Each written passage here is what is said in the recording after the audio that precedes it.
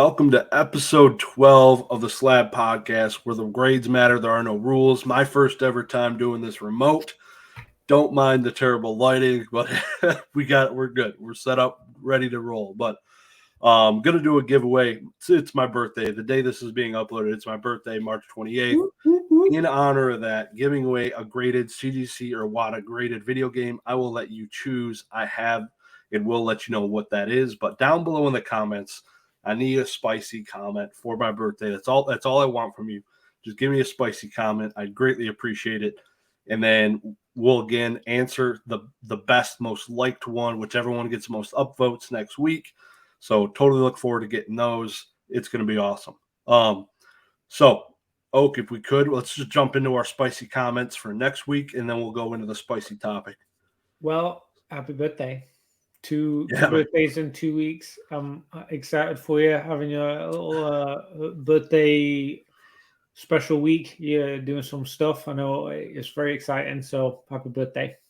Thanks, man. Appreciate it. Feeling old, man. Big 3-2. Man, ready to retire. Can't come soon enough. That sounds lush, retiring at 32. I know. That sounds amazing. I'm trying, bro. I'm trying so hard. Yeah, but if you wanna lead us off in temptation here, we're doing new spicy. We're talking about the new one. Yeah, we'll do the new one first. Kick it off now, and then we'll roll into the last week's. Okay, new spicy topic for this week. My one is the worst part of this hobby is the people in it, but also the best part of this hobby is the people in it. That's pretty deep. Mine, graded video games is the most slept on collectible type of asset right now. Quit sleeping. And without further ado, we're not even going to talk about it. Without further ado, we're getting into last week's spicy topic. And your boy, I won it. Again, it's been a while, but I won it. So, the most liked topic question from the previous video was by me. It was only like 11 likes. It was about half of the previous week's winner. I think it was Professor Birch who had like 22. But my topic was everyone sell your crap. And basically it's like, get the F out. Like, run now. Just full steam ahead. I'll go first since I won't make you dive into that one first. I wouldn't do that to you. Kind of give you my thoughts on this whole thing. So I said everyone. I didn't say sell everything. So in my thought going through this, literally is just that. Like, I am currently in the process of liquidating a whole bunch of things.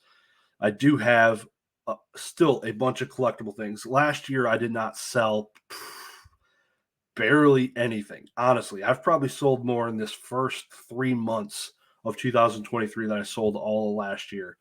That being anywhere from first edition base. I didn't sell like a single first edition base set card last year. I have a few video games I want to sell this year. I have never sold a video game, I don't think, so I don't even know how I'm going to ship it yet. There's a few of those that just are extras, actually. Those ones I don't really have non-extras that I'm selling, just selling extras. There's a bunch of cards I have. Like, I have probably close 800 slabs, and I definitely need to get that down to like 300. So I got a lot of stuff. I'm way behind. I've been loving eBay. I've been loving auctioning my own items. I didn't do it this week for the first time. For the past 3 weeks, I've done 2 Sunday auctions. I didn't get to do it last week.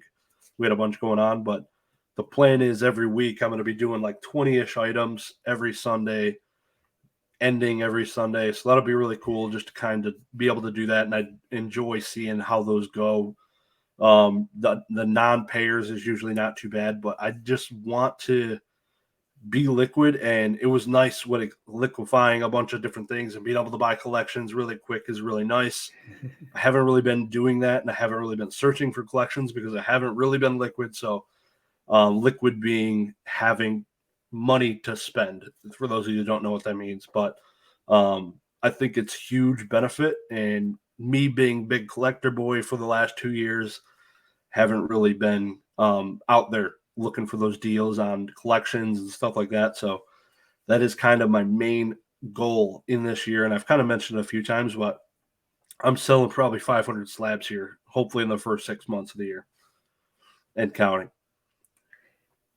Okay, before I get going on this one, are you you might be surprised by my response on this. There might be a bit of shock factor on this, but before I jump into that, are you selling any like PC stuff? Are you selling any like collection stuff? Because you've got some pretty heavy hitting stuff in your collection, right? And obviously everything has a price, you know, whatever. If you can make a profit, potentially back in the future cheaper, that kind of stuff. There's got to be a temptation, but you have some things that potentially you couldn't get back. In most people's eyes, I mean, they can say get anything back, but there's some things that I would believe is very difficult or very expensive to get back again, lower. So what's going on there? What's staying? Yeah, so pretty much I had mentioned first edition base. I had made a bunch of sales. So I'm selling through a bunch of that, kind of just letting it go. I never owned any as a kid. I love it in the sense that it's the first English set. It's freaking awesome. But I've sold a bunch of the hollows. I was one hollow away from the complete set. I just needed the Charizard, but figured I was never going to get it unless I traded up, and that's a lot of money just to lock down into a $25,000 card. At my age, I don't want to do that this minute. I'd rather liquidate that and turn and burn a bunch of things. Things that are staying, though, like you asked, is my Zapdos cards aren't being touched right now. None of those are being sold. Haven't sold any.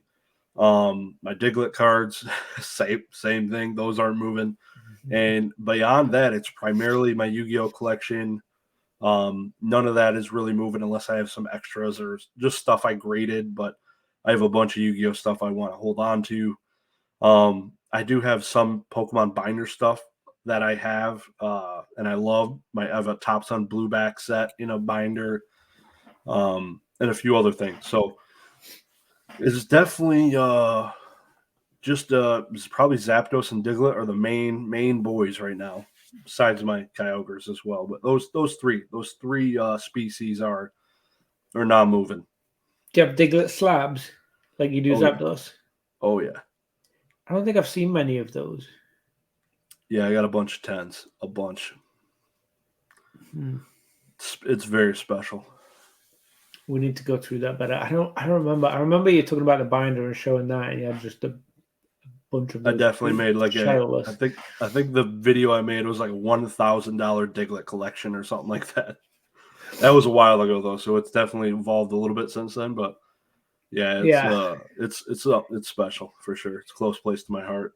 I probably don't remember it, but yeah, that's the stuff that like you're not saying to sell. Like when you say everyone sell your crap, you don't mean that side of stuff, do you? You mean the stuff like just get it done, like just sell the stuff that you should. Yeah, everybody's got a stack of crap. I work full time, 2 kids, wife. I'm figuring out a time where I can, like, it takes me probably 2 hours of time to do all the pictures and listings, maybe not even if I'm doing just 20. It took about that when I did 30. For 20 listings, it won't take that long. It literally took me 10 minutes, not even, to take all the pictures. So just get off your stupid ass and just literally just do it. Send it, because that's the best thing to do. And there's also options for consignments if you definitely have zero time. And I didn't have a whole lot of time in the last year, and maybe I have a little bit more time this minute, but things could change. Yeah, the eBay app would be real smooth if you could just scan the PSA barcode. If it had like you chose which grader it was, click that, and then scanned it, and it loops straight into their system to sell. That'd be really nice. Being able to just auto fills everything, and just what price and shipping you want. You know what should exist, and I feel like PWCC might have already done it, and if not, then here's the idea for them to go do it. Maybe I should just make it myself, but my company feeds parts into like thousands of parts per hour, just thousands of them, just little pieces, just going around a little feeder and into a machine. So I was thinking about how could you do that with slabs? You know, like how could you process slabs, take a picture of them, put them into a box, like automated. So you pretty much like rack up like 1,000 slabs into this container, and then each slab pivots, takes a picture of the front and back, falls down in the box. Next one, take a picture of the front and back, falls down into the box. Like there's got to be an automated way to do it. Probably costs $1,000 to make, but $1,000 could automate it. That would be insane for some of these consignment places. You just load up another 100 slabs, you know, just it'll automate it. It's got to exist already. If it doesn't, somebody's going to make a decent amount of money. More than $1,000, I'll tell you that. The software alone to control it would be. I don't know though, because there's 3D printers you can get for like $200 nowadays, right? Like volume, they just sell so many. Yeah, they wouldn't sell many if there was. Yeah, there's software out there already for it though. For like what I said, like my company, we do. As we're feeding these, we're taking 360 photos of these little steel parts. So just taking a front and back picture, you obviously got to work on the lighting and all this other crap. But let me tell you, there's got to be a way to automate that thing, and that would be a sexy machine. Yeah, there's a million different directions you could go with that. But I should respond. What about you? Let's hear it. I should talk. I should tell you my feelings on this spicy comment. You know what though? We're gonna get the feds involved. Oh, this is too spicy. It's too spicy, man. Jesus Christ. And that's too all, spicy. Folks. We'll talk to you later. That was a good show. No. Listen, that is a spicy topic, and I tell you what, I'm feeling spicy. I've sold a lot of my Pikachus. A lot. People know me as the Pikachu collector. I can tell you, number one Pikachu seller. I tell you, there's something to it. I've sold quite a few, not all of them. There's still quite a few special ones I've got. Some that I haven't shown people, some that I've signed. You know, there's a bunch of them there, but the ones that I know I could get back tomorrow, all gone. Pretty much, well, not all gone, mostly gone. Sort of few CollectCon, sort of few on eBay, sort of few through PWCC, sort of few through CNG. Honestly, I think you're right. Like even with some PC stuff, I think now is the time to optimize on anything that isn't ultra modern hype beast stuff right now. I think get rid of it. And then 3 months, 6 months, a year, I've got those funds available in my little hobby pot, and I can dip into that and buy it. And if I see that it's 50% cheaper than what I sold it at, I'll just buy it. I've made money. You know, I'll buy it back half the price. That's my plan. So yeah, I've sold quite a few things that like I know I could get back that were just part of like the list. Like nothing that was particularly special to me, nothing that was particularly like unique, amazing, like, oh my God, like I can't get rid of this, can't part with it. Just stuff that I needed for the collection, the Pikachu collection. I've sold quite a few of them. Like I really have. Like I had a lot, so it's easy to sell quite a few. But sorry, my nose is, I'm not doing too great. Pushing through. Yeah, I've sold quite a few. So what does that mean? I mean, I just, for me, slightly different take to what you were saying, even though I agree with what you're saying. I just think the market's coming down a little bit. I think we've heard about it, we've talked about it the past couple of years, cooling down and the market chilling out and correcting and all these phrases. I mean, honestly, like a lot of the prices of regular cards, especially set cards from some of the older generations, coming up to like, you know, nowadays, they're not doing that fantastic price wise. You know, there's some of the cards that I saw were dipping $1, dipping $2, dipping $3. Every time I check it, like the value and the recent comps were like slightly lower, slightly lower, slightly lower. And it got to the point where I was like, okay, like a few of these cards, like I'm in the negative now. Like if I was to sell it, maybe I should sell now and not be as like further in the negative as if I do actually decide to do in the future. But also, like, just because it's in my collection doesn't mean I have to keep it at the price I paid to put it in my collection. Like, I can sell it, buy it again cheaper in a few months, and it would still be in my collection for those things that I can genuinely get back easily and is available on eBay or is available on PWCC or whatever. Like, I could grade it even. Like, there's quite a few of them I bought raw and graded myself into 10s. Like, not rocket science, just buy a clean looking card and grade it. Like, it's there. So maybe I'm too confident, maybe I'm naive, but I honestly think a lot of the cards are going to go down. I think we've had the heyday of most sets. What I think is the uniquely difficult part is if I wanted to go and buy the most recent sets in a 10, it'd probably be a little bit more expensive than some of the older sets, which is counterintuitive to how it always was. Like, it was always the older cards that were worth more, but it kind of seems to have flipped. You know, I've seen some early 2000s Pikachu selling for $40 in a PSA 10 that were like not that much that long ago. A year ago, like a lot of the early 2000 Pikachus were selling for $100, like 100 plus. Yeah. So big difference, like big change. A lot of them were like a big change. So I got out of them. I liquidated, just like you said, and now I've got money sitting there, hobby money. I can sit and I can buy whatever I want whenever I want. So as soon as they dip low enough and I feel comfortable, like, okay, seems to have stabilized a little bit, seems to have chilled out, like, jump back into it, add it back into the collection.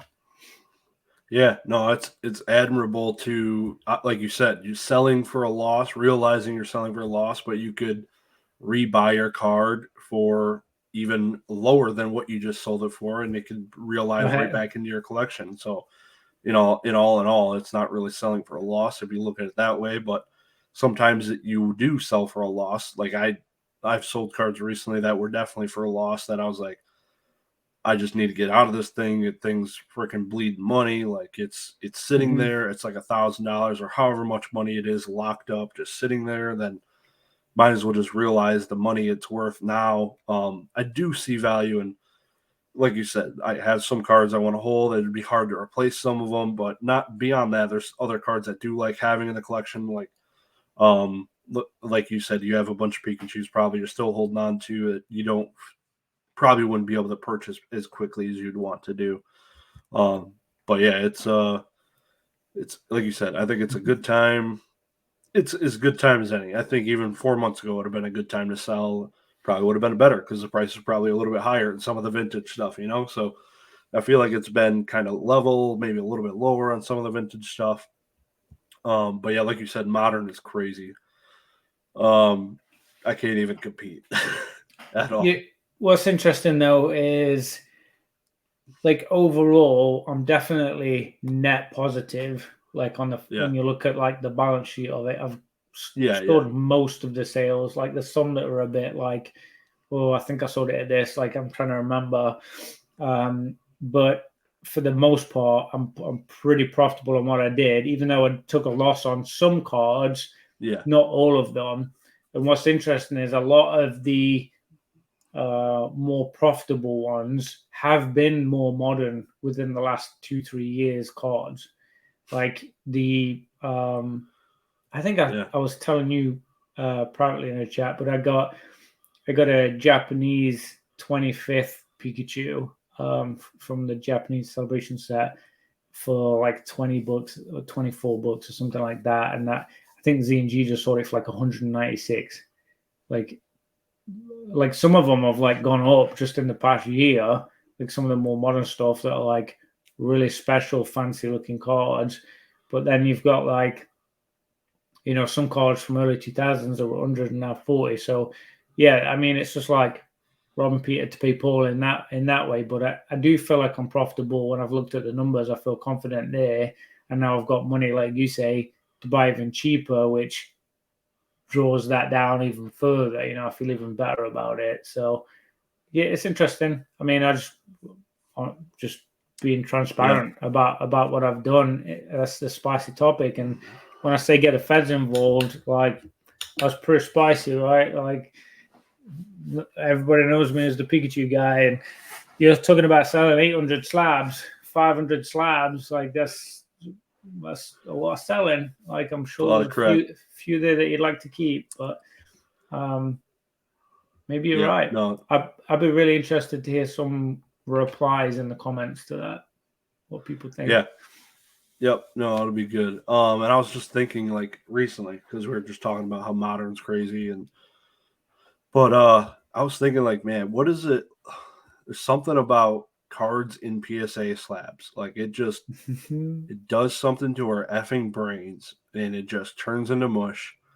And I was like, damn, dude, like, Pokemon, you got PSA slabs, Pokeballs are what color? Red and white. PSA slab labels are what? Red and white. It's like almost symbolism for like a Pokeball, for capturing these Pokemon. You got them in plastic. Like, it's really strange. And I see it for like people that love modern. Like, this is the coolest looking Aerodactyl. Why the hell would I ever want a fossil Aerodactyl? I captured this Aerodactyl. It's in the plastic slab. It's got a 10. It looks 17 times better than this old piece of shit. This thing is phenomenal. Why would I ever want to put this in this plastic? Like, I don't care if that's the OG. This is still an Aerodactyl. It's got the same weight. If you look at them, they're all weigh the same. Who gives a crap? Like, it's strange. I think it's awesome to think that way. Like, man, I captured this Aerodactyl in this PSA 10 slab, looking like a boss, just rolling up to a gym with, like, if you got a battle Pokemon, bring your 6 baddest slabs, and that's your starter team. Like, I was just picturing, like, PSA slabs as Pokeballs, essentially, and I thought it was pretty symbolic of that, and it was pretty, I was chewing on it for a while the other night. Yeah, it does make you think. I wonder what thought went into the actual label, because it's not too complicated, like, but it also, like, how does it relate to sport? Just like black, red. It's probably the only 2 colors they had back then. I don't know. I mean, it's pretty old, right? The label, the original labels. I mean, you've seen them. They don't have the lighthouse, they don't have the hologram stuff. Like, they're pretty, like, simple, like, clear cut, straight kind of labels, you know, like you'd expect from back then. But I mean, maybe it's just a case of, like, people are attracted to red. I think this is our natural instinct of, like, being attracted to red and white. Like, that combination just seems appealing for some reason. Like the red, white, black. There's a lot of stuff. I mean, look at our stream, red, white, and black. I mean, it just looks good. It looks cool, right? It's a nice combo. It works. Complete side story, just because we're talking about red. You ever watch Mary Poppins? Yeah, of course. Did you ever watch, like, the Disney film, The Making of Mary Poppins, with Tom Hanks, who played Walt Disney? No. No, it came out like 7 years ago or so, but it was basically the lady hated the color red. She hated it. And it was funny to me just talking about all the red and everybody loving red. She hated. The lady that made Mary Poppins hated the color red and said, Walt Disney, you cannot make my movie if you put the color red in the movie. He basically swindled her in paperwork. She signed off on it, and there was red in the movie. She hated the movie. And it'll make you never want to watch the movie ever again, because Walt Disney is a snake. But it was pretty interesting. I figured I'd share that. What the hell is it called? Businessman. It was awesome. Definitely check it out. His smartest play was buying all this property here in Florida. Like, he talk about swindling. All of Florida. He was buying literal marshes and, like, swampland on pennies on the dollar. Like, it was, like, crazy, the stuff he was doing. And it was like, you guys don't need this. This is next to where I'm trying to build a little ranch or whatever. And he, like, lied and said all this stuff. And then he was like, screw it, I'm just going to build Disneyland and tell everybody now. I'm going to release it because I have enough property that I own. made deals with the government, and I mean, there's a lot. If you live in Florida, like you hear these stories, you hear the background of it, like more often. People talk about that stuff, but he's done some dodgy stuff back in the day. Plus, there's a hell of a lot of racism in the old movies. Like there was like sexism, and I mean, he was pretty stereotypical for like a dude back then, like for what guys were like. Back in your Yodi days, you know, not the sweetest, kindest Papa Bear that you'd want to hang around with, honestly. So, yeah, it's funny that it's been so incredibly successful, just from like entertaining, like you say, like it's a bit of a snake. So, I kind of want to watch that movie now. Mary Poppins isn't that great of a movie anyway. Like it's kind of weird, right? Guess how much land Walt Disney owns in Florida? So much. Like, so much. It's ridiculous. It's got to be, like, thousands of acres, surely. I don't know, like 500 square miles or something. It is not a bad guess. 30,000 acres, 1,100 square miles, or 47 square miles, so 30,000 acres. And only 1/30th of that acreage is the theme parks. 1/30th. Yeah. Saving Mr. Banks is the name of that movie. So far, they're like still every single time I've been there. We're going there in a week. Like, this is what you do in Florida. You go to Disney. It's so close. Like, we're going there memberships. Next weekend. No, next weekend. The weekend after 2 weeks. But yeah, like people do that, and that is a small part, but every single time I go, they're building houses for people to go and visit or live at, so it's near it. They're building restaurants, building this, building that, like big. Like Lorcaana, people talk about Lorcaana. That's like a grain of sand compared to like what Disney is. It's literally nothing. It's the smallest, most insignificant thing Disney has probably done this year, honestly. Even if it blows up and it's huge for us and like wildly successful and we make loads of money from it and enjoy the cards and the collections, it's still going to be so tiny compared to what Disney's done. Pretty interesting.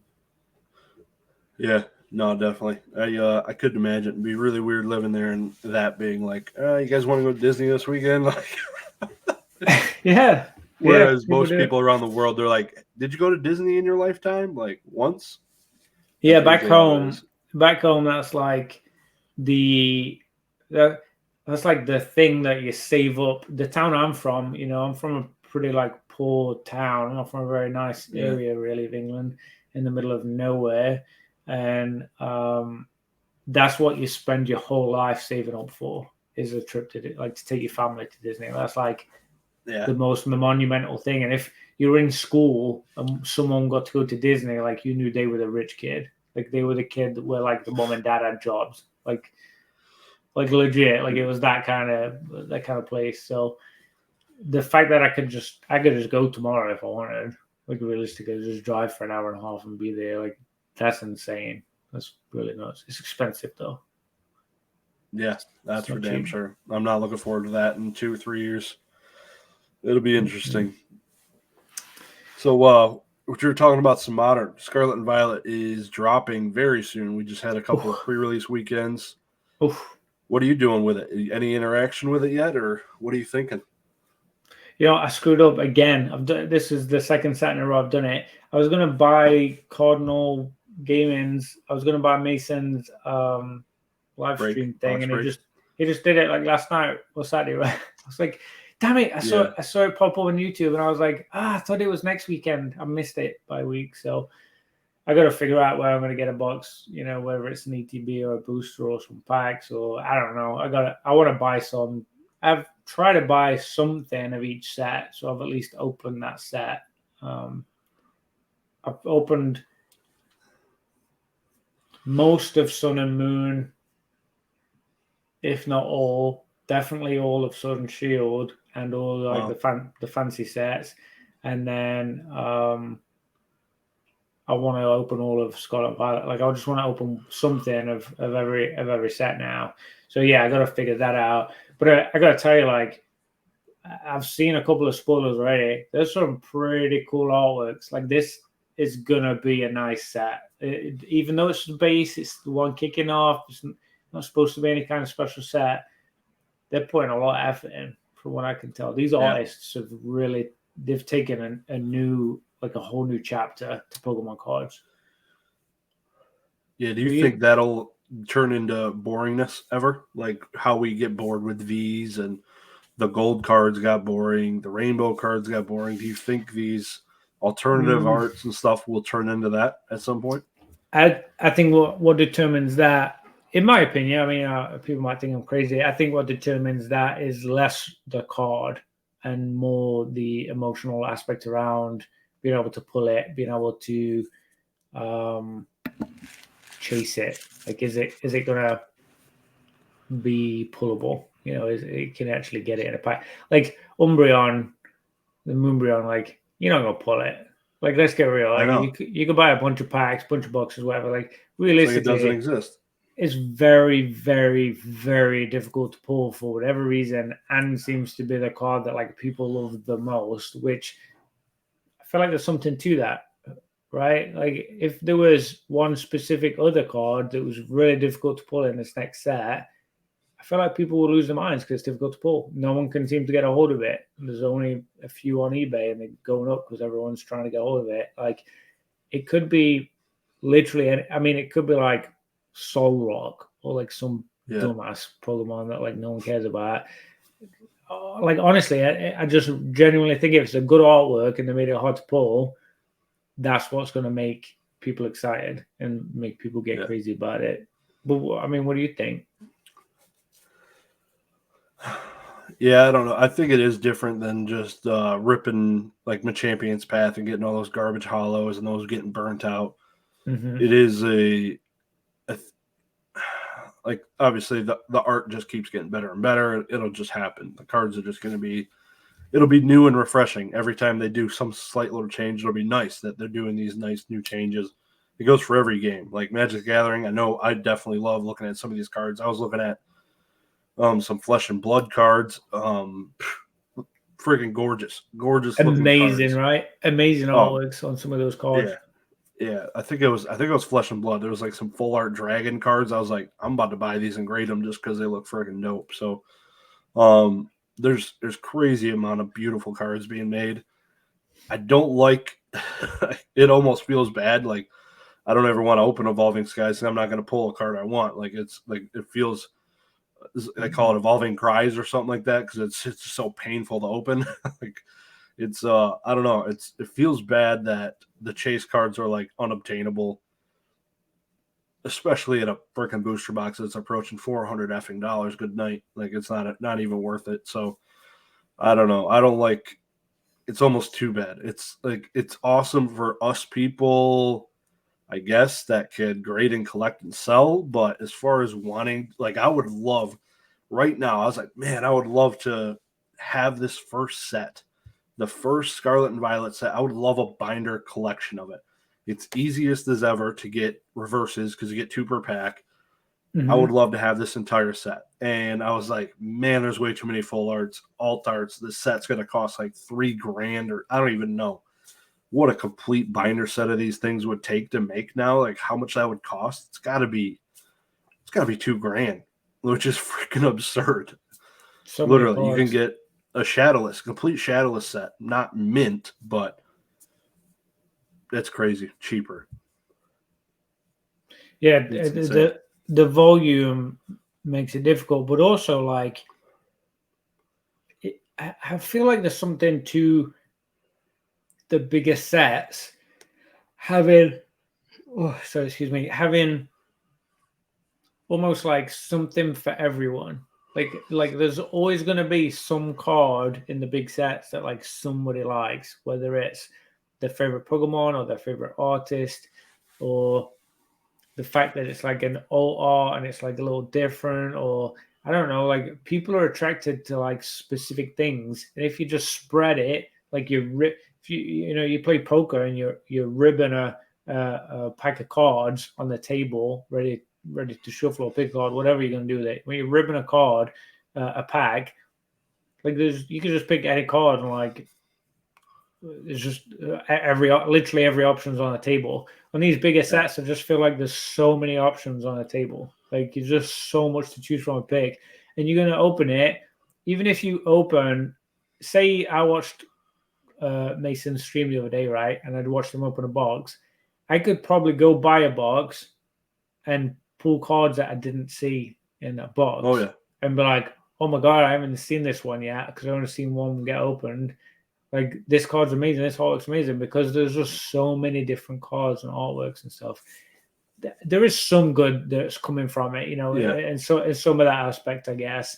And part of why people are so excited about Modern, I genuinely think that's one of the biggest parts of why they're so excited about it. Is like just the sheer difficulty to get maybe not just the card they want, but like any specific card. You know, like maybe they have the card they want, but now they need this one. I was listening to someone the other day. I forget what it was. They were talking about they were trying to pull a reverse common of a card in a set. They've opened loads of packs and they still haven't pulled it. And I was like, well, I have like 5. I feel like I should just send him one. He's just been unlucky. It just hasn't pulled that specific common in reverse yet. Yeah.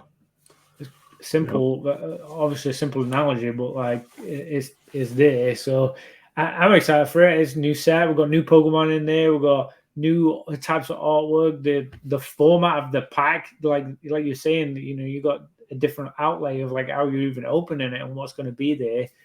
It's fun. Like we needed a little pizzazz, a little change. So I'm genuinely excited for it. I think it's a good thing. Now, do you think rookie cards are a thing? Do they matter? Does it affect price? Is it gonna make this set sell off the shelves? How do you picture or how do you look at rookie cards in Pokemon or any TCG? I like them. I think they're interesting. Think it affects price? No. Do you? I think the Eevee from Jungle First Edition sells for so much because of what it is. It's the first Eevee from Jungle. It's the first Eevee printed in English. Similar for all those sets, like all the base Zapdos is technically the first one. I feel like it affects the common cards a lot more, like Cubone, the Jigglypuff, like those cards see a premium in over versus like the printings and base set 2, Team Rocket, and Fossil. Some of them got reprinted right away in Fossil, and some of them got reprinted in Jungle. Like those sets, we definitely see a difference in that. I feel like you're speaking to desirability though, not price. I'm speaking to they're desirable because they're the rookie cards. Right. That Eevee, that Cubone, all of those cards, like those common cards, like example, the Squirtle from Team Rocket and the Squirtle from base set 2 are like, they're okay. People like the Squirtle of Team Rocket because it's got a cool art, but it's the second printing. It was printed a couple times before that, possibly. It doesn't pop off as well. But I feel like the Eevee 100% is because it is the first printing of Eevee in that set is why it sells so well. It's a rookie card, in my opinion, for Eevee. What I think, if I had to pull an example of where I had to agree with you, it would be the trainers. It would be that that new social media girl, like her rookie card in Scarlet and Violet. I forget what her name is.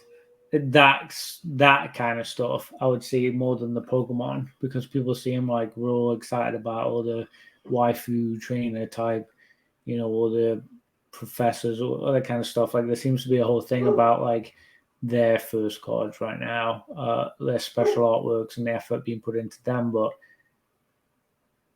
yeah, there is a couple of Pokemon that spring to mind that I think, like that Koraidon, the red guy, like that artwork's pretty cool. Like that's a really cool looking card. Like I could see that being very desirable. I just don't know if it's because it's rookie. I don't know if I've had enough thought put into that to where like I'm naive on it. Yeah, I don't. Maybe. In the sense, like I don't think it holds value now. Like I think it's pointless looking at Scarlet and Violet saying, "Oh, these are the rookie cards. These are worth more." Like in sports, it's way different. You're speculating on these people becoming legends and winning championships. Yeah. For Pokemon, it's more of in 20 years you'll look back and be like, "Oh wow, that was the first printing of Koraidon or Big Tusk or Giant, whatever his name is, Giant Tusk," and that'll be a little bit of nostalgia to you, something like that. But right now, it's in the present. It's massive. There's so many of these cards you can get. I don't think it will have zero effect on price. I think them being rookie cards, but I think in 10, 15 years, when you look back, kind of like when we look back Jungle Fossil, I think there is that special premium. You would rather have the Koraidon from Scarlet and Violet base instead of whatever the Paldea Evolve set or whatever the next set is coming out. Like you wouldn't want the second printing unless the art's stupid, amazing, way better, but doubtful. I don't know. Like I feel like I don't know. The next set it's not going to get that much better, but in 10 sets it might. We'll see. So it's interesting. So which Pokemon do you think are going to be? Which do you think are going to stand out? Is it the starters? Yeah, those are going to be.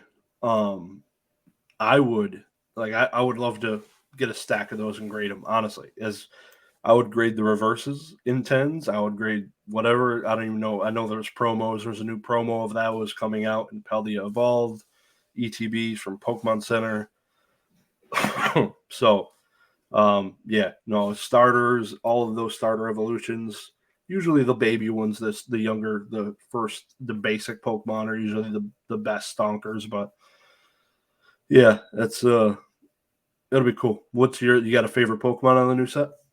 Wiglet. You're just gonna take my shit?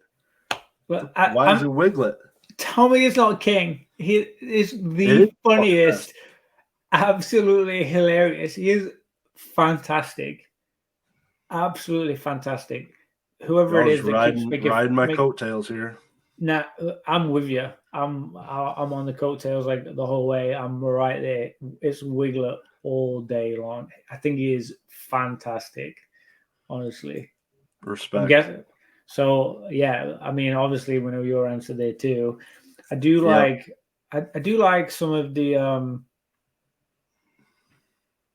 like I don't know, like the atmosphere that Quaxley's got. I feel like I'm drawn to him because it seems like he's a bit of a dick, but like kind of cool and fun. Like, but he might be able to pull it off. Like, just like he's got somebody an attitude. You want to have a beer with? He's got a bit of an attitude. Like, not someone that I would like want to be a friend, possibly, but like probably someone I would want to have fun with, like have a good time with, like have a beer or go fishing or I don't know, like just like have fun with kind of thing. That's like kind of how I view. I mean, we're talking about a fake duck here. This is ridiculous, but yeah, I mean, it just seems like it's fun. The attitude, so like I'm drawn to that. The other two could not give two hoots. I think they're terrible. The alligator, bro? Come on. No, that evolved form when it's big, like looks so ridiculous. Just hit the B button. Don't evolve them. It's so bad. I can't forgive the stage one. I just can't. I can't evolve the basic stage of it, and its next evolution. When I've seen that final evolution, I'm like, what in the Mary Poppins is going on here? Like, that's how I felt about all grass types since the inception of time. Yeah, well, I mean, I think Meganium, Venusaur, that's Sceptile, spicy right there. I tell you, I'm serious. Dog bleep. There's some serious spice. Yeah, I think there is some good grass types, but there isn't grass types that I'm obsessed and in love with. Bellsprout. That's for sure. Bellsprout's pretty cool. I Yeah, do actually like Bellsprout. Wiglet's definitely my favorite, and it's complete BS that his first set, he gets a full art. Diglett has been around for 27 effing years.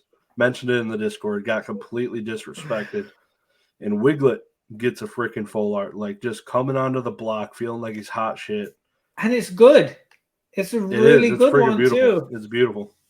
The Japanese one's like Really, $2, which is amazing.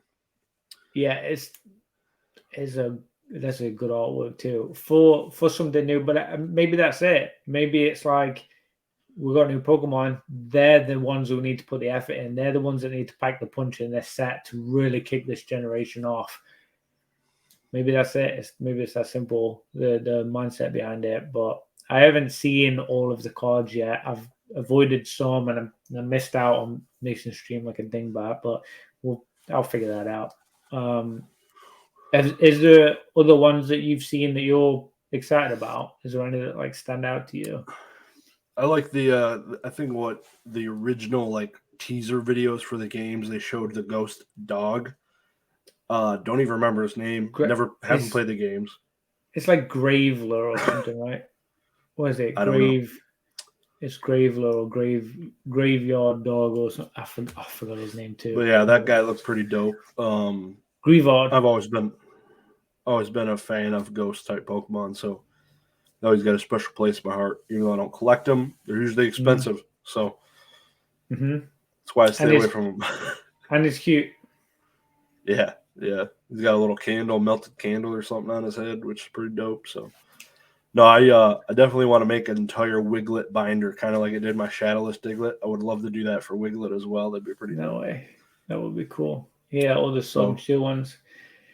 It'd be cool if they did some more of like the Pokemon with the trainers, like trainer gallery style, whatever, your tag team style, whatever. I don't know. Like some of these, you're talking about.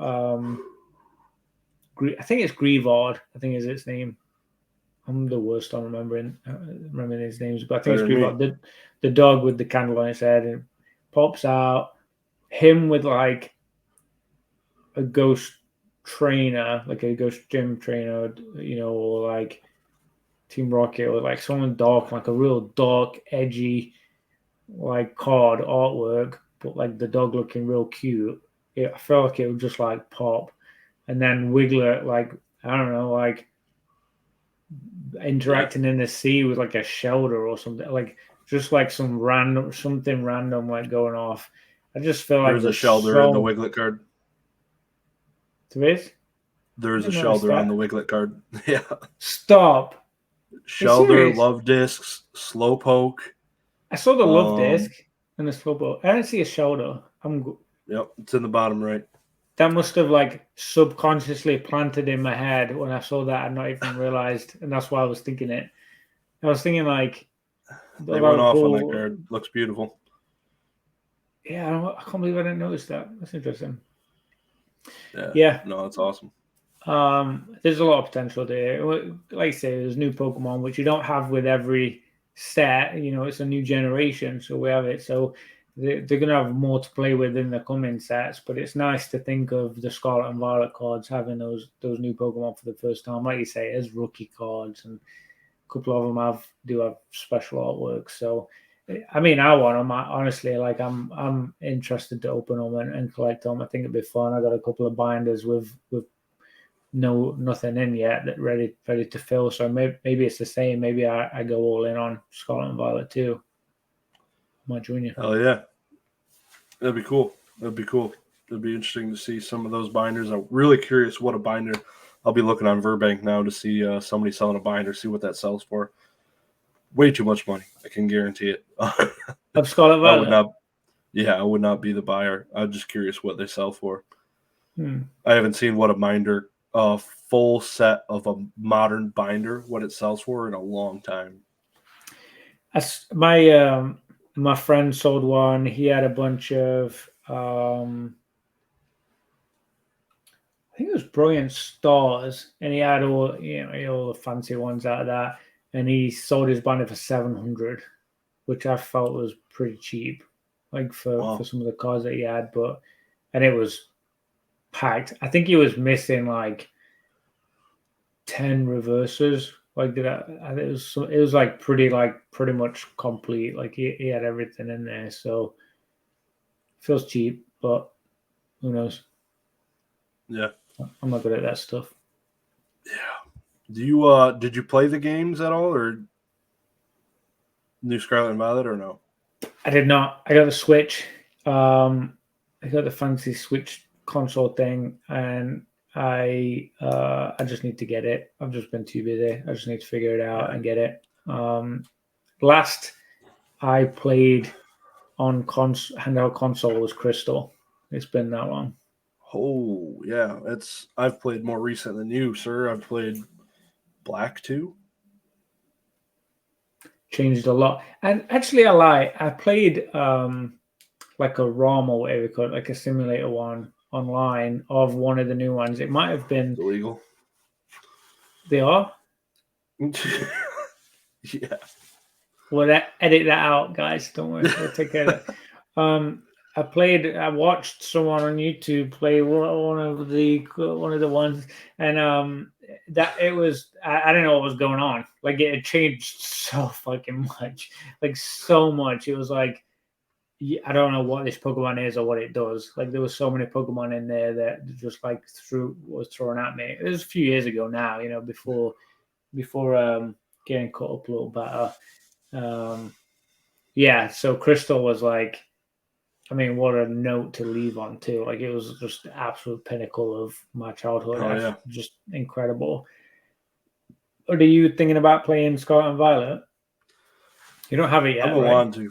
No, I don't even have a Switch. That would be the first road to get over, and my kids are getting old enough to where they'd almost want to play. They would definitely want to play. Just being able to play. One's going to be 5 soon, so they're getting to that age where they would probably thoroughly enjoy some of those types of video games, like some of the easier ones, of course. Nothing too hard. I don't think she could play through Pokemon at the age of almost 5, but of course that would be my nighttime game. But Yep. the time is just everything. Investing the time into those games just feels bad now. Actual time. I'm like, yeah, I'm just like, man, I feel like when I do that type of thing, I'll either be on an airplane or I'll be at a hotel with the family, everyone's sleeping. I can't really do much anything else. I'm locked into a spot. Like, let me just turn this on, burn some time. But if I'm at home, like, if my brain's not moving, if I'm not doing something productive or hanging out with the wife and playing some games with some neighbors or doing something, I don't know. I feel like I'm always working towards something, and sitting down and play a video game now is just counterproductive for what I want to do right now.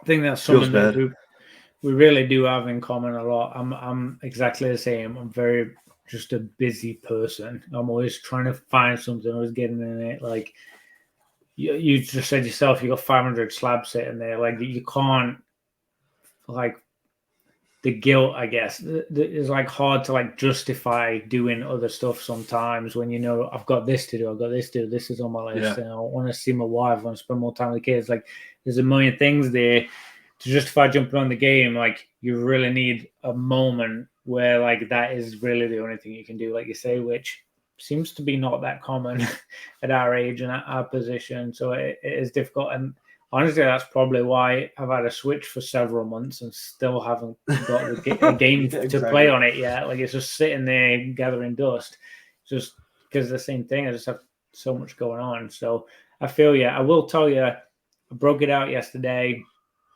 and I guess I paid for some like subscription thing on it where you can like download games, like a few games on there to play, like with the subscription. And for my daughter, who's basically the exact same age as yours, within a few weeks. Yeah. And she was stressed out. Like it wasn't enjoyable at all. Like they were like too difficult. I tried to find the most simple. I put on like Kirby, like the base level, like really early Kirby. Super simple. You just move left and right, jump and inhale and exhale. Literally, that's the only controls there is.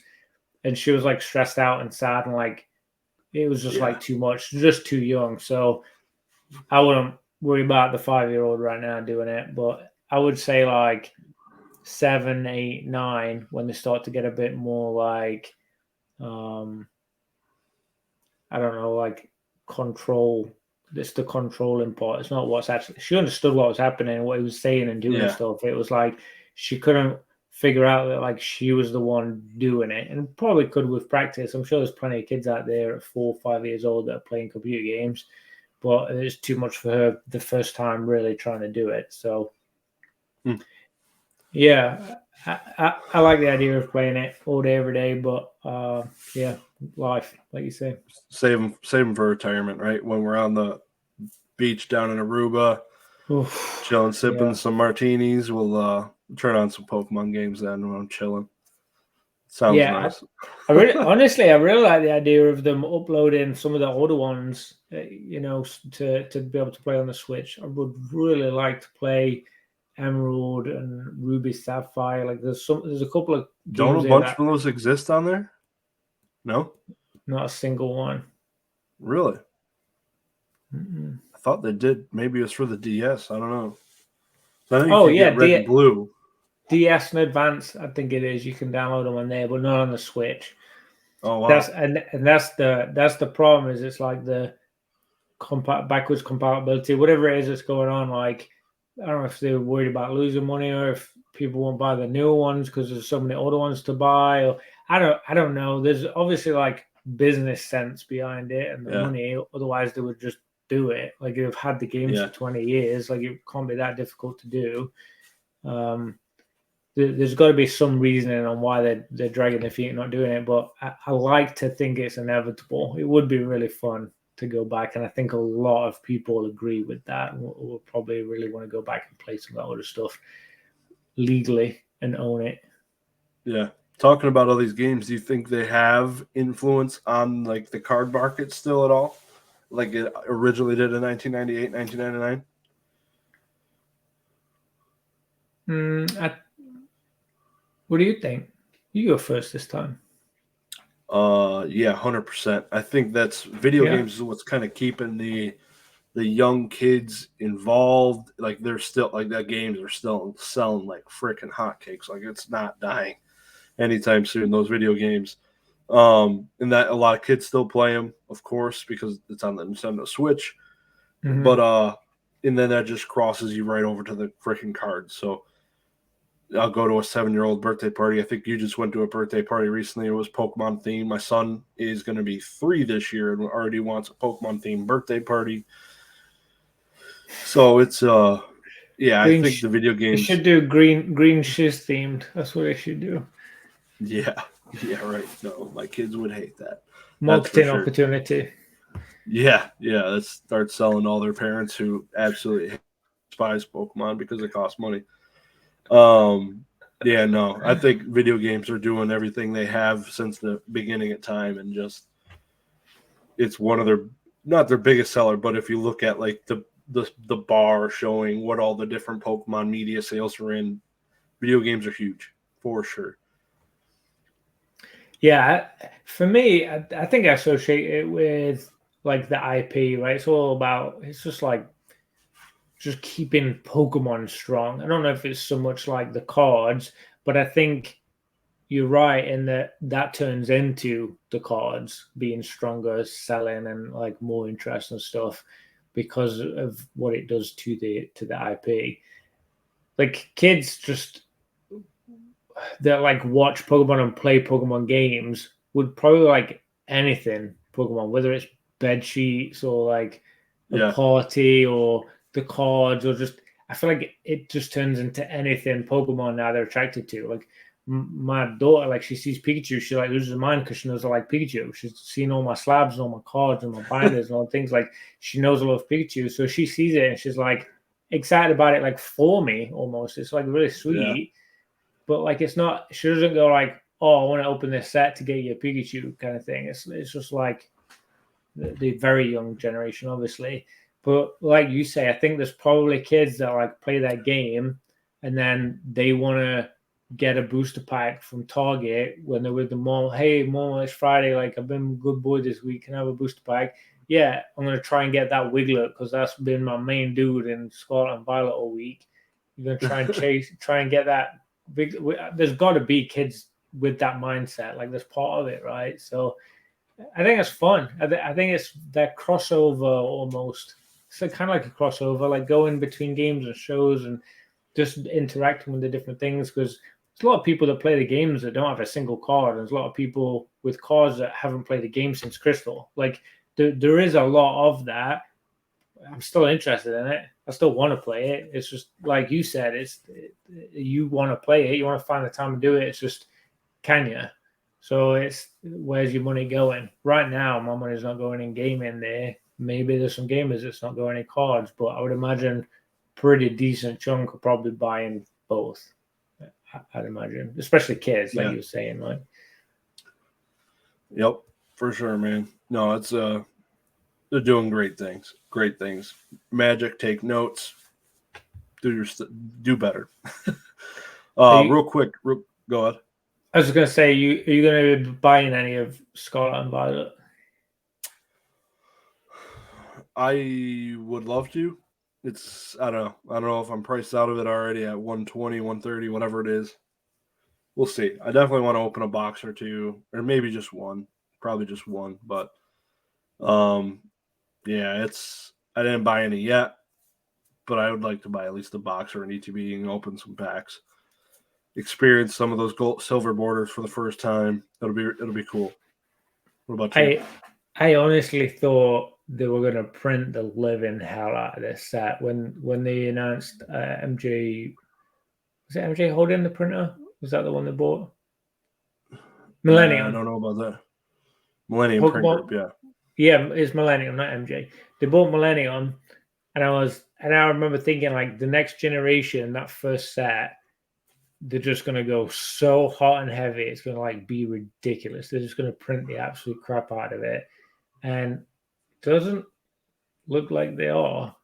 I don't think they are printing it that heavy and that crazy. So I don't know. I don't know if we're going to have $40, $45 ETBs on eBay all day, every day, and, like, some auction selling at 38. Like, I don't know if we're going to be back to that on this set in the next few weeks. Maybe in the future, I'd imagine they'd reprint it like they did Sun and Moon, they did Sword and Shield. Like, they reprinted those ETBs quite a lot. There's going to be packs available, affordable and available soon, but not right now. It seems like, which could be really good for optimizing grading and selling the slabs. Like, it might draw prices up a little bit just because it's so difficult to get a hold of them.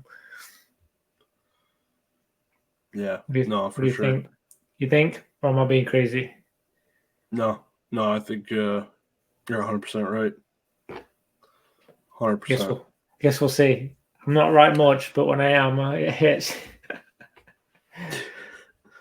No, I think you're right on for sure. Real quick, I wanted to mention for my birthday, everybody, hit the effing like button. I want at least 69 effing likes on this thing. Hit the sub button if you haven't already, for having a good time, enjoying some of the content. Do it for me. Shameless plug for the birthday, but let's do birthday spice. That's all I want. There you go. This is on the bullies. Officer Jenny's coming. Watch out, rattle. There you go. Fed lies. Oh yeah, no, it's good. But next topic, moving on here. PWCC. Just, I want to kind of explain what PWCC is to some of the people out there, because they might not know what it is, because we've noticed in some of the different pages following the Instagram and stuff like that are a bunch of people that don't even follow mine or your Instagram.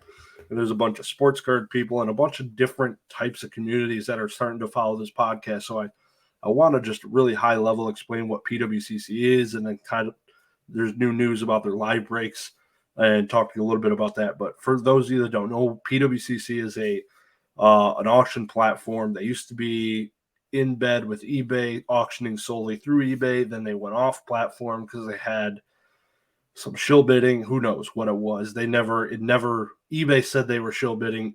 PWCC never said what the problem was, so it led it to believe they were shill bidding, whatever it was. But now they're on their own platform, have been doing it a year and a half or so, just on their own website, but they auction weekly auctions, monthly premier auctions. And the new thing that they're doing is live breaks. We announced it 2 weeks ago inside of here. I don't know if you want to talk a little bit about some of the new news that I had mentioned, but that'd be good if you just want to lead them into some of the different things going on with the live breaks, and we'll talk about it. Yeah, I know you touched on the eBay thing there. I think they just sticking on that for a second. I think it was specific to like staff, right? They were saying that like staff and management were doing some shady stuff. Yeah, somebody tied to PWC somehow. Nobody knows. Nobody knows how deep the ties were, or who it was, or which is unfortunate. I wish it was a lot more transparent for sure. Yeah. They've got to protect the business, right? They've got a safe face or whatever you want to call it. But I got to say, like, before this live break thing starts, there is likely a lot of people that have a bitter taste in their mouth about that and their experience, like worry and anxiety about that sort of stuff. But honestly, like, people forget stuff real quick. Like, celebrities do terrible things. People forget it. People forget it real fast. Like, politicians do bad stuff. Business people do bad stuff. Like, people have done a lot of bad stuff and people forget real fast. So I don't think it's going to play into this so much. I think it'll probably get a lot of attention, from a lot of people. Maybe sports guys more. I don't know if they're gonna how much effort they're gonna put into trading cards. But there's a lot of trading cards on the weekly auction, so I hope so. I really hope they do. I guess it just depends on where the most money is, not necessarily the volume. Where's the most money price-wise? Maybe sports cards on average sell higher on there. I don't know. We'll wait and see. But it seems like they're. I think you mentioned they were getting like third parties to come in and kind of host the breaks, right? It's not PWCC specifically staff. It seems like they're getting third parties in, come in and host it, and then PWCC is going to facilitate, administrate, whatever word you want to use. Like, they're going to be the platform it's used on, I guess. Yep. Yeah, and I was kind of sad to hear that. I was hoping it was going to be PWCC salaried people receiving in the consignments and breaking them, or just breaking their own boxes. It unfortunately is third parties, different breaking channels or businesses that will be breaking these things. So their brands will then be affiliated with the PWCC name. So it doesn't feel great. I really thought and was hoping it would be, like I said, PWCC salary people to help kind of eliminate some of the shadiness that surrounds breaks and stuff like that. But I really am hoping PWCC does a little bit better job than Whatnot has done with just some of the legal activities and just scammers and stuff like that. So I'm confident they will, even though that company was once hit for shill bidding. I'm confident that their ability to make a it's weird saying that all in the same sentence, but I think their ability is going to be better than Whatnot to be able to produce this type of website that can not have a bunch of scammers and it's a little bit more vetted. Yeah, and there's concerns on Whatnot, and there isn't any concerns on this yet. So there may be some transfer over of a new hope, a new opportunity, and something fresh from. I mean, even though they're on eBay, like, they've been around for a while now. Like, they do have a lot of history there. A lot of people are connected to it. A lot of people use it for prices, buying and selling. It's definitely somewhere where you can kind of gauge what things are worth. Like, some pretty notable sales have been on there. So I think wasn't the SGC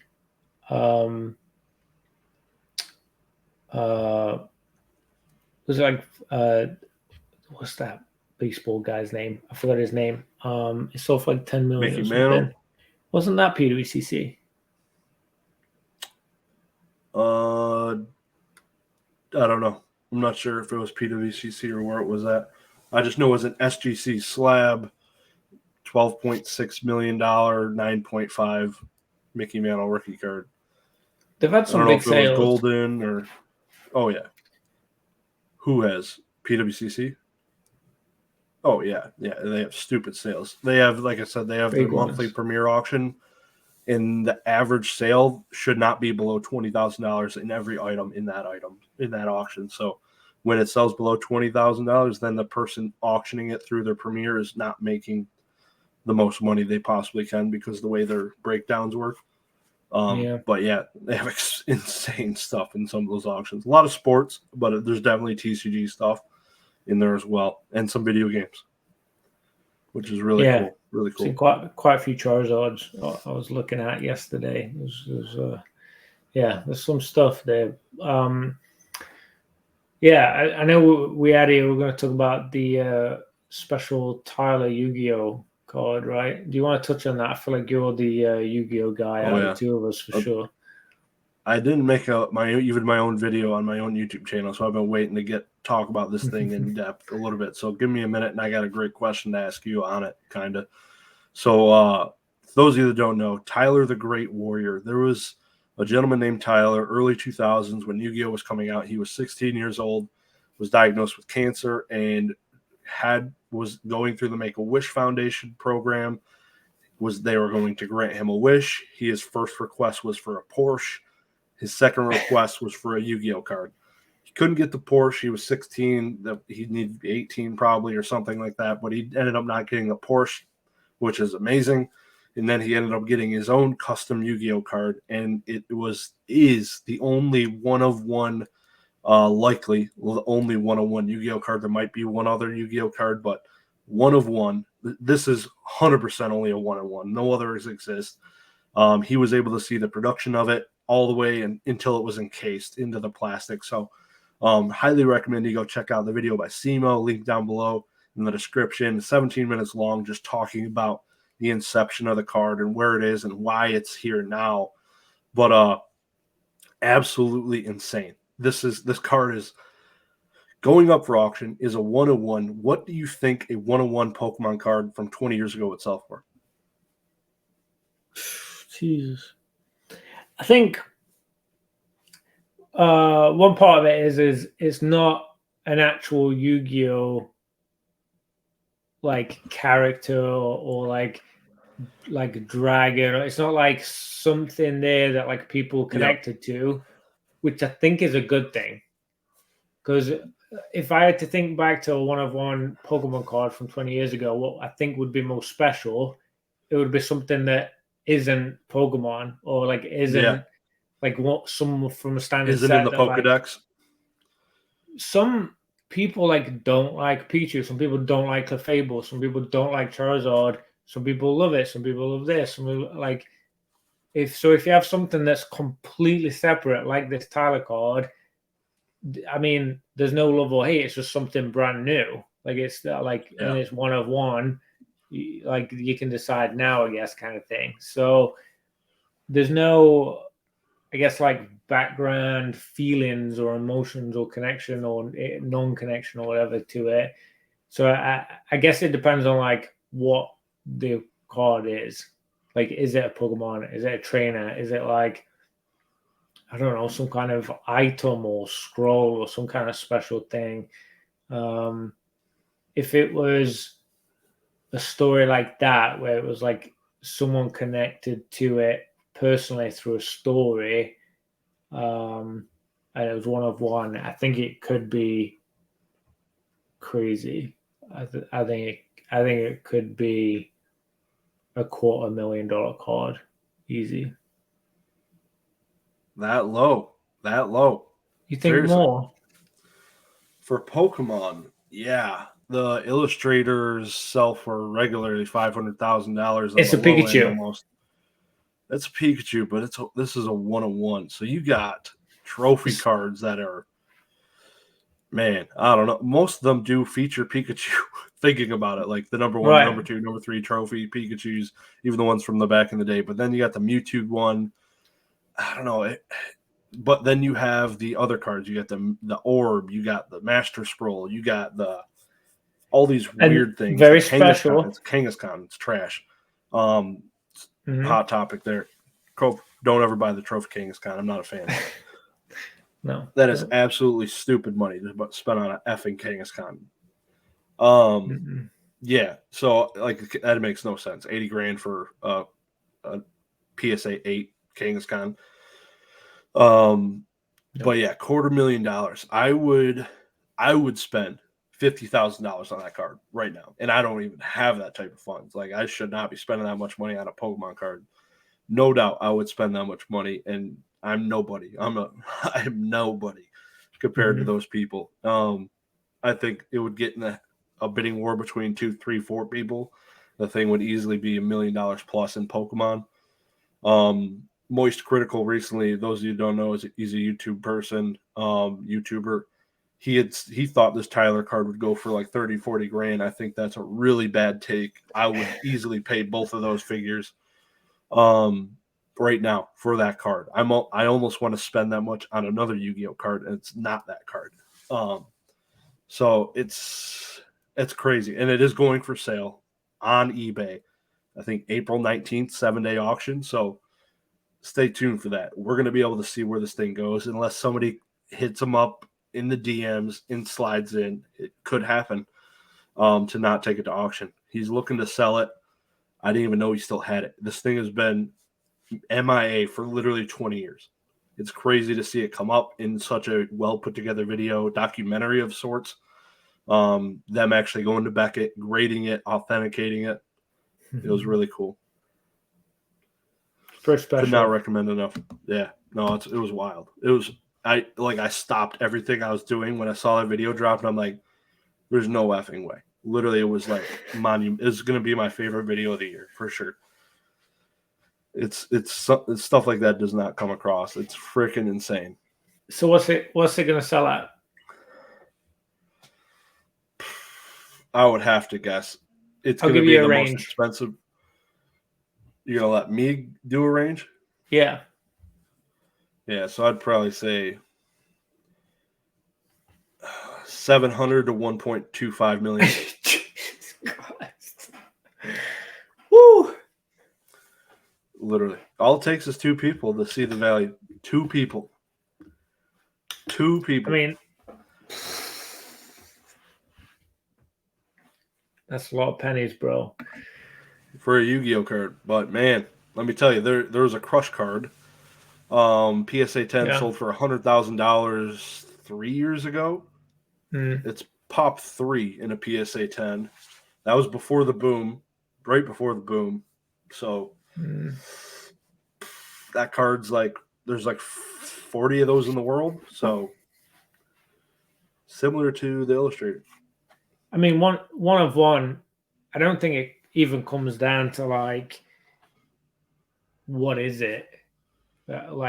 Honestly, the with grade that, don't matter. Yeah. For like the people with money, it's what is it is like obviously for you, like, and people that are like really, really in it, but like there's gonna be some crazy rich people, maybe some companies that are even going to invest in that. Like there could be some groups of investors where this person is like putting the hedge fund money in it, like we're talking serious money about a collectible and possibly an investment. Like it could go for crazy money, but like that's the key, right? It's going to go for whoever's literally going to pay the most. I don't think it's whoever wants it the most, which is a little bit sad because there might be someone who like really genuinely wants it. Just I saw your face light up when you were talking about it, how excited you were. That's the person that should get it. Someone that feels that way, not an investor. For me, like just because of my collecting roots and like the way I feel, and I'm sure you feel exactly the same, like it should go to someone that's really going to appreciate it. That's something really special if it's one-on-one like that with that story. I know, and I've made the comment, I think it was on Ruxin's video, and it's probably one of the most liked comments, but I was like, man, if I had $1 billion, I would probably give the dude $2 million, make him sign a contract so where the card just goes to a freaking museum and it's still his ownership. He can't sell it ever. If he does, it's got to go to whatever museum or something like that. But basically make him sign his life away on the card. Let him be the owner of it. I don't want it to go into some dirty collector's hands. It taints it because it's Tyler the Great Warrior. The dude is Tyler. Tyler should have this effing card. It's going to be weird when Dubsy has this card in his collection over there just flexing on people because he's got the newest, hottest Yugi Man's card. Like, it just feels rough. You know, I almost want to start a GoFundMe so we can pay this dude off and get him some money because he wants to start a business. He wants to start a family and all this awesome stuff. So it's sad that he's got to sell this gift from a miracle, and he was able to battle cancer and all this stuff. And look at him now. He held the effing card for 20 years. God knows how many other six-figure offers he's probably seen. Like, it's crazy that he's had it this long, and now it's finally turning up, and I cannot wait to see how that thing goes. And it's gonna be sad, man. It's gonna be sad. Like every one of Yu-Gi-Oh, this has the same feels as me. It's this card that's just been there forever. Who does that? Who makes a Make-A-Wish for I want a TCG card 101? It's crazy. It's so sick. It's cool. It's so cool though. I mean, I'm not even like I've got a few Yu-Gi-Oh cards. I don't have anything crazy, and like I'm even excited about the idea of it. That card, like what it represents, you know, almost. Yeah, he was a big Dragon Ball Z fan. So the main character on the card looks like effing Goku, or another character from Dragon Ball. So it's striking some chords for some people, I'm sure. So it'll be cool to see how. It'll be sad to see it going out of his hands, but it'll be an epic moment for sure.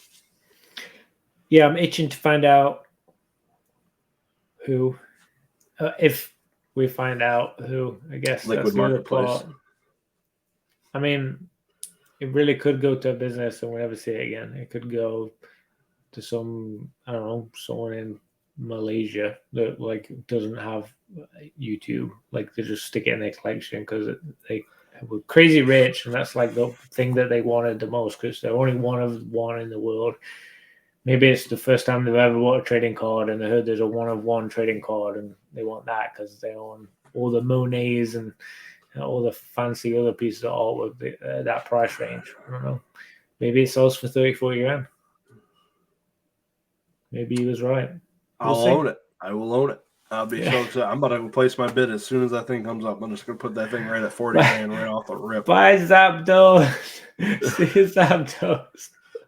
Yeah. Sell all them boys. They'd be gone. If I could own the 101 Tyler the Great Warrior that I've talked about my entire life, that'd be insane. I mean, you likely never have an opportunity of this again. Like, so no, it'll go into the only way I could see it going into somebody else's hands if a company like Rally or who Rally is, they sell like fractional shares and then they sell it. Of it. Yeah. So if a company like that picks it up, which they are players in these type of cards and games, they're some of the ones that help spike some of the video game sales, and then they made money in the way they do their fractionalizing. So they're going to be hot to trot on this, I'm sure. So you got to worry about those types of companies as well playing in these markets. Yeah, just how deep is the pocket? You know, how far are they willing to go for it? Because I would imagine there's going to be a lot of interest from people. It's just who is going to be willing to pay the most. Yeah, it's exciting. The idea of the auction, outside of the card, just the fact that like there's going to be so much interest about it, I think is exciting too. Like that's its own story, that part. So we'll see. Yeah, it's crazy. It's going to eBay. I feel like Heritage, Golden, PWCC, all those salespeople absolutely sharded the bed. Like, what are you doing? Yeah. How is that not on any of your platforms? I feel like eBay did nothing. That's just who eBay is. They're just like, yeah, boys, you don't mess with me. I'm the king. So like they didn't even need a sales guy. The dude just came to them. Like, that's awesome. Yeah, imagine the fees on $1 million sale. Oh no, they'd probably pay the dude to put it on. Like if at that type of card, like you're paying that guy to put it into your auction. I don't think he's paying a fees. A 101, no. Like if I did an illustrator through Golden Auctions, I'd be negotiating. I'd be like, I'd even lie to Golden. I'd be like, hey, Golden, PWCC offered me they would give me 120% or 110% a hammer or whatever it is. They'd be paying me a little bit extra on top because it's going to bring them insane publicity and marketing that they were not going to get without it. So, yeah, I'd be swinging my big dick around for sure. That's for sure. Talk about one last topic here. I've heard a few people, reserved investments, Rudy Alpha investments. I never realized they both had like similar names until this week. I'm like, wow, like they really have about the same names, same YouTube channels. He's trying at least. He's trying to be like Rudy. But Funko Pops and like similar types things like that. Like I don't know why we're talking about it, but we're talking about it here towards the end of this podcast. I've never been a big fan. I honestly thinking about things that are collectible, like the things that I think should be like investable are things not sold as collectibles. So Pokemon, video games, sports cards even feel kind of rough because they're sold as like collectible trait cards. They were never a playing game. Like Pokemon was designed to be a playable game. Of course, they've always said go collect them all, but it was a game to be played. Video games were meant to be played. Medias like books, CDs were all meant to be played, destroyed after a while, stuff like that. So the ones that have remained sealed over all this time have been building up this inherent value. But things that are sold like as collectibles, like I said, sports cards kind of feel a little rough thinking about them like that. But Beanie Babies, pop figures, stuff like that just doesn't feel like you should be spending money speculating on making money in the future. How do you feel about them? Don't buy Funko Pops. I'll be honest with you. Like when I watched Rudy talk about it, it was like pretty candid. Like it was like, don't buy them like as investments. Like that's ridiculous. Yeah, he was 100%. Saying everything I've been thinking the past few years. Like honestly, like I have this one sealed, the bigger Mewtwo, but that's because it was a gift, and the guy he bought it me. Someone I work with, they bought it me as a Christmas gift, and he bought it in like one of the special protector boxes. And I was like, well, I'll display it and like keep it in the collectible. This is what it is. But all the other ones, like straight out of the box, like it's a freaking Pikachu piece of plastic. Like, yeah, I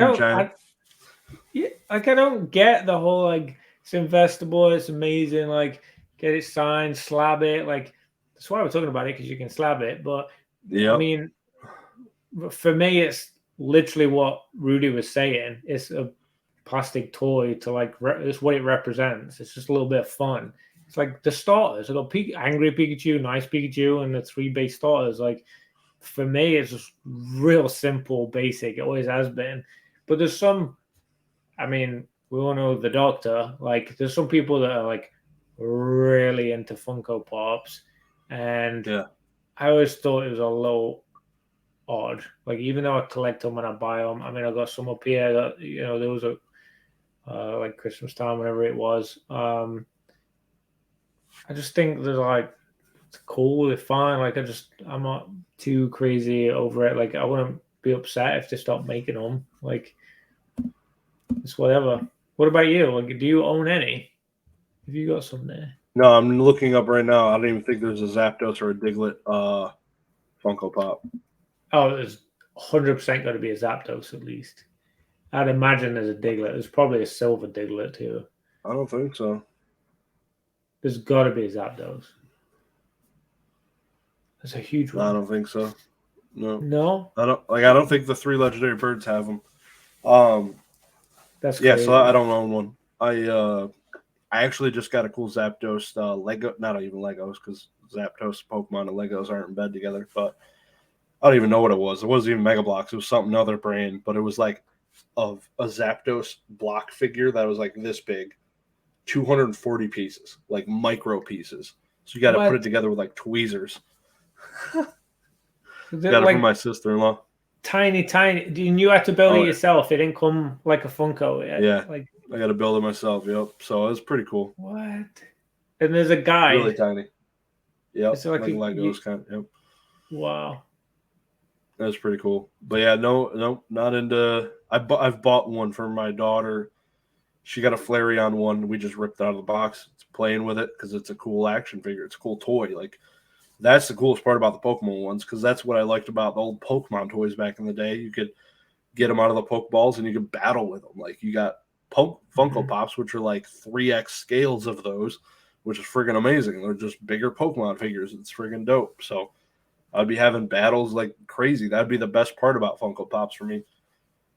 So yeah, no, it's they definitely need to make it if it doesn't exist. If somebody finds it, link it down below so I can go buy a Zapdos one, but I swear I've never seen one. So we'll see. We'll stay tuned on that one. Yeah, that's surprising. I think they have made a lot. Like there's at least a dozen different Pikachus. That's crazy. Literally, there's all different poses. There's ones with like exclusive stickers. There's a diamond one, a silver one. There's a plushy Funko one.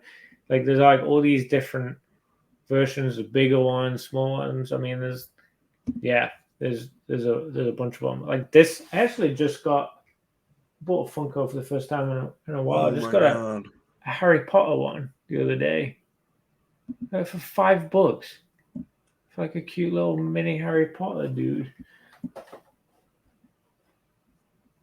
I think this Pikachu Funko Pop has Diglett next to him. Like on the same stand. Yep, like on the platform. Yeah. That's pretty dope. Not going to lie. Might have to cop that. We'll see. It's probably like the $400 one. It's like Pop 3 in the world. We'll find out.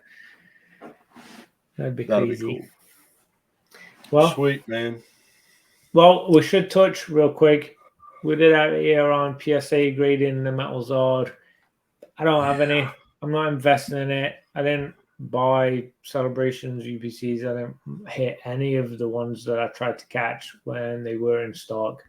Pokemon centers kept crashing every time. Everywhere I tried Target, like everywhere I tried to buy one, Walmart even. I tried everywhere back in the day and no luck. So I'm not super interested in it, obviously. But do you have any? Are you thinking about doing any play or anything there? Any interest in it, really? If anything, my interest has gone down now that PSA is now grading them. I don't know. Not a fan. I like the metal cards, the feel of them in my hand. It's freaking heavy as hell. They're real freaking nice. Premium. Really nicely well done. It's weird that it took PSA this much longer to develop this new slab than CGC. PSA is the bigger company, a lot more dollars behind them. I don't know. Maybe more determined CGC was. I'm not sure what it was, but why PSA was lacking 4 months behind CGC is pretty strange. Yeah, the price is just going to continue to go down. I wonder if they'll start like making their own slabs. They'd probably save a fortune, right? I feel like CGC kind of does. If you notice, like some of their non-factory cut stuff or some of the weird shaped items, I feel like they glue or some hypersonic seal the little plastic nibs somehow in different orientations if they need them in certain slabs. Yeah, I haven't seen PSA do that. I've only seen CGC do that. Yeah. A little bit of innovation. Which is a huge tool to be able to adjust the parameters on the fly, kind of. I feel like for the Zard, though, they did develop a special slab for it, but there are those weird, misshaped, extra large items that don't fit into a regular slab, and they'll go into a little bit thicker CGC slab where they can modify where those nibs are that kind of lock the card in. Yeah, if it's soft, you're talking about like a bead of glue or a bead of sealant or something, like at some point that's going to go bad. Like that stuff doesn't last forever. So you need hard plastic probably. So there's probably a lot of like the science behind it, long term. You want to preserve that card, whether it's a year, a month, 100 years. Like that, they've got to build them to last. That's the goal of the slab. So I get it, but yeah, you want to wrap? Send it into the evening. Let's do it. Thanks, everyone. This was fun. We chatted on a lot of random stuff tonight, but look forward to Scarlet and Violet. It's all kicking off. We are pretty much at go time now. Thanks for listening in. We appreciate your support. Like Josh said earlier, please hit the like and subscribe if you have a moment. And we'll see you on the flip side. Enjoy it. Happy birthday, Josh. Peace. Have a good one, man. Talk to you soon.